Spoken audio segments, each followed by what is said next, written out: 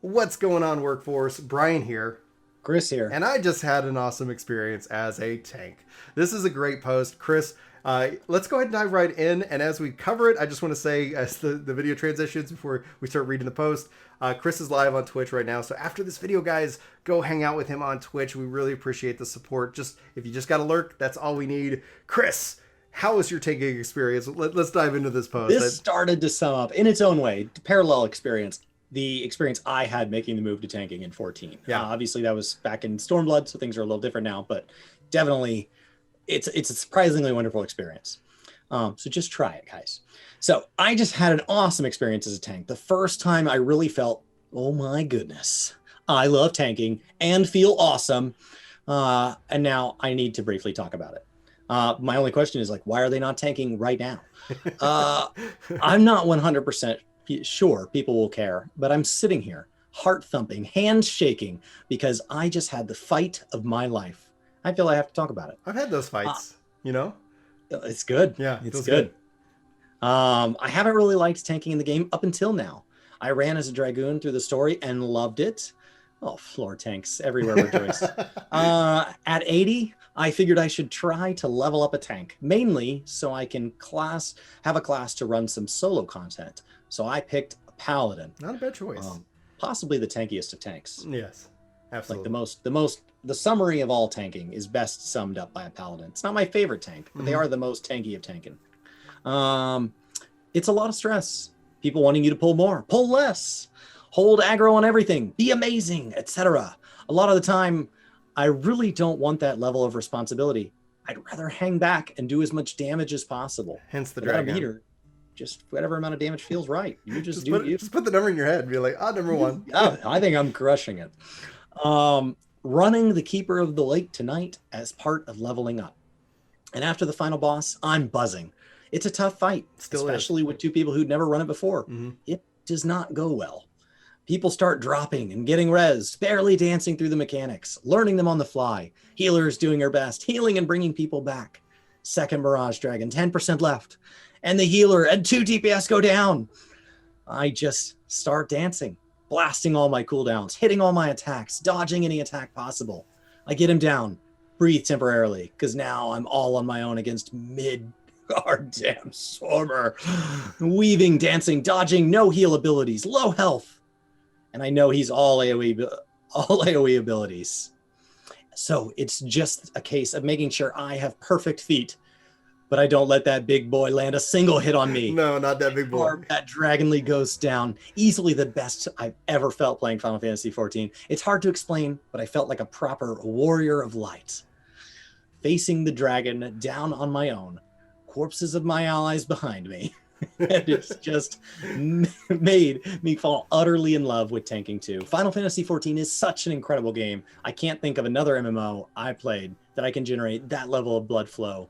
So happy. Oh, congratulations. I'll include a link to this post if you guys want to go give it a thumbs up. In this case from Dave Shadow. Congratulations, Dave Shadow, on that epic clear. There has been so many fights that I think have ended that way, that get the heart pumping, that whether if I'm the tank and I'm the last one surviving and you're just kind of ticking down, and then you've got maybe your invuln left and you're just trying to wait to use it. Paladin's a really good choice because you can have that. It does last a long time. I don't think you have Clemency at the level 50 because I think Clemency's broken. Whenever you get Clemency, that's just as a warrior main, I'm like, what is this? What is this Clemency? I can just do this? I can just heal? Anytime I want. Yeah. Oh, man. And it's a good heal, too. It feels endless. It's not endless, I can tell you. Yeah. It does run out eventually. But I found that out by doing a 5-man critical engagement on a Paladin. So I don't recommend that. Yeah.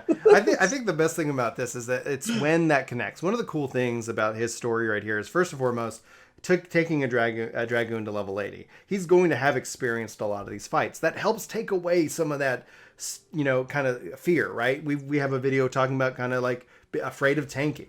Because a lot of people, it's like, well, what's expected of me? I don't know the fight. They want me to lead the charge. Like, that's actually part of the role of the tank, is to be the first one out. In the door, you want to go hit every enemy. And that takes a special little bit extra oomph, a little bit of chutzpah, if you will. And that once you kind of get over that fear, then all of a sudden these are moments like this that I think really connect and make a tank for life.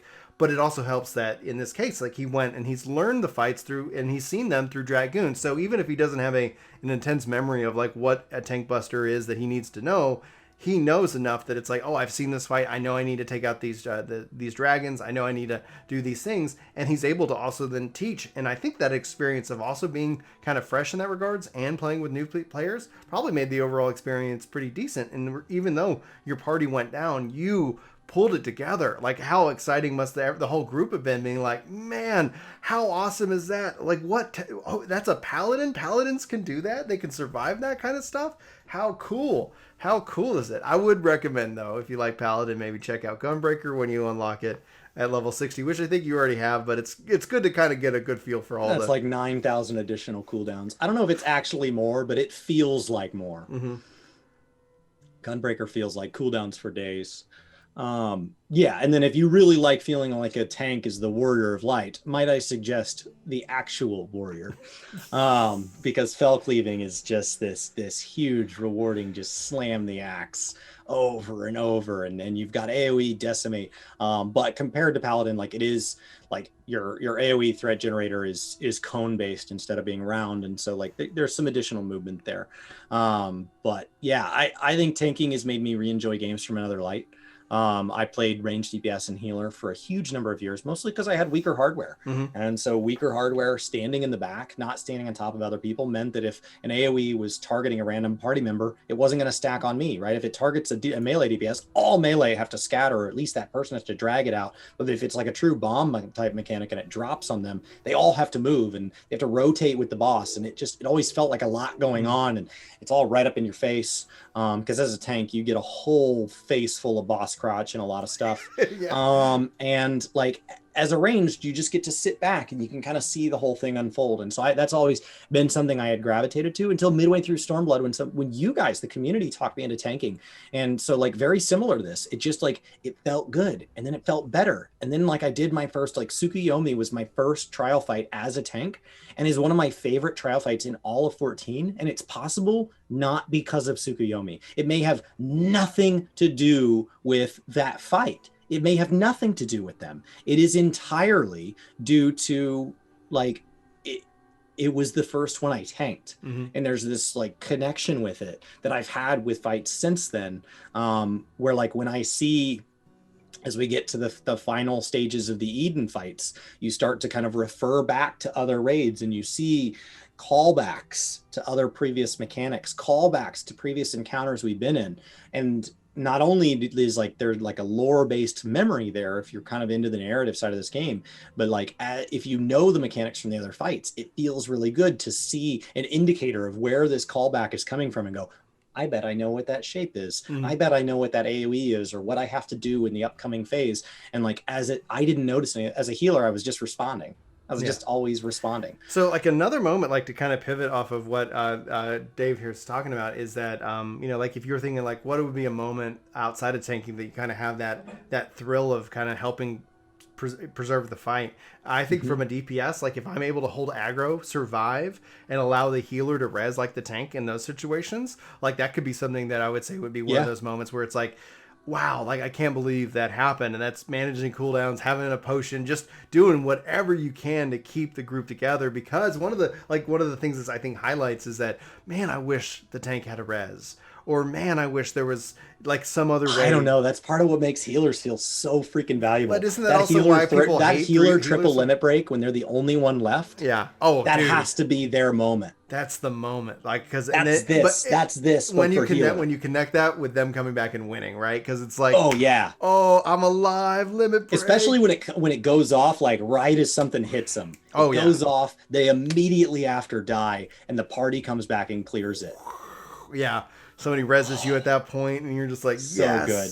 Oh, dude, that is so satisfying. The hill, but that only happens like on the bigger fights, right? Like what he's describing here is talking about just like a regular dungeon in which that I've had that happen. I was a solo tank on pulls Warrior. Get sideways in a dungeon, which does happen. For it not being considered the hard content in here, pulls can get sideways. They can definitely go sideways. the especially when like this is an example of a tank obviously knowing their stuff, putting out their doing their their cooldowns, right? We were talking in like another video talking about how like bad tanks like you here's your sign, like you're damn right I'm gonna kick you, and so then it's like they're not using their cooldowns. Here they are, and it's like here you're managing your skill sets, and they were rewarded for it. They're rewarded. They got the clear, and it did feel good.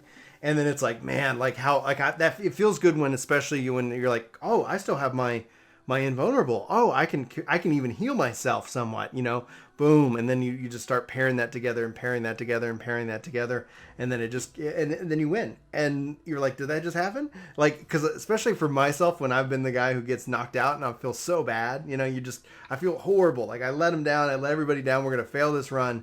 And then the tank is still up. And the tank's going, and it's like they're at 1%, 0.01%, and you're like, oh my gosh, that's amazing. Oh, it feels good also from the non-hero side, from the person who then just got carried to the victory in that self. Oh my gosh, I love it. I love this post so much. That moment when a tank and like you're using the stiff arm, the arms reach followed by sprint. Yeah. So everything grabs you. It gets a slow. You're running in circles, staying in range of your healer. I have literally had a healer in chat go, stop moving. Doesn't stop your heals from hitting me. I'm moving, so things stop hitting me. But yeah, it feels good, especially when you do something probably a sign that the mechanics are going not as intended. Yeah, I've had when other it healers. Feels most fun is honestly when things are getting a little bit sideways, a little bit of like an opportunity to shine presents itself. Yeah, I've had two healers and like two types of like requests. Like either just go ahead and stand in ban, I'll keep you up. It's like, especially on like the bigger pool. So like, I don't want you to end up accidentally moving people out because maybe they're doing holies or something like that. And then at the same time, I've also had healers like, yeah, please make sure like, you're not in that stuff so I can do damage. And it's like, totally. Like, I don't, but I always try to avoid bad unless somebody's like, don't worry about it. Like if we were playing with Jelly. If you told me to stop moving, you're about to see a tank turret. Let's do this. Oh, I'll stand still. I'll stand still. Like if we were playing with Jelly, like Jelly, I always like to use my invuln just to piss Jelly off because she's like, you're fine. Like you're not going to die. I'm like, like 80%. Oh, it's like an 80, it's an 80%. Home game. Why did you do that? Well, I was like, you're fine. I'm just helping you to have a, I'm fighting like one little beaver. I'm at 80%. Yeah. It's like, why would you home gang? It's fine. I love this post so much. Guys, are there moments in your gaming career that you had a moment like this, especially when in Final Fantasy XIV, that really just stood out, where you really felt like a hero of the party? Let me know. This is what we play for. This is what we play. Chris, you got any final thoughts before we wrap up today's video? No, these are the moments. These are the moments that make you love a patch cycle or an expansion or a game as a whole or a community. Maybe you're running this with your free company members, and these are the moments. And I think the desire to come share it, the desire to come put this into words so that others can share it. These are the rare moments. You can't create these. You can't go in and just pull poorly and hope this shapes up. These are organic moments that just really bring like a level of joy that's like a whole tier above the reason we play day to day. These are what shape it up, and I'm so excited. And I do want to say thank you to Dave and anyone else who's ever shared a story like this. A huge thank you, because there aren't enough in our own lives. Like we've got to share in each other's because they're just incredibly rare. Yeah, absolutely. So guys, if you're still watching, a link for this post is in the description. You can go check out his post and, just share your story with Dave as well. And give him the internet points. Yeah, give him internet points. And also, if you guys are, and you're still watching, and Chris is live right now at the time of this posting, please go check out his the Twitch. We've been having such incredible times hanging out with the community. We're on that partner push right now. So any on all lurk force is absolutely welcome. It really helps drive us to create some new content that we've been hoping that you guys are enjoying. So we've shared some plans for the channel coming up here for the February event.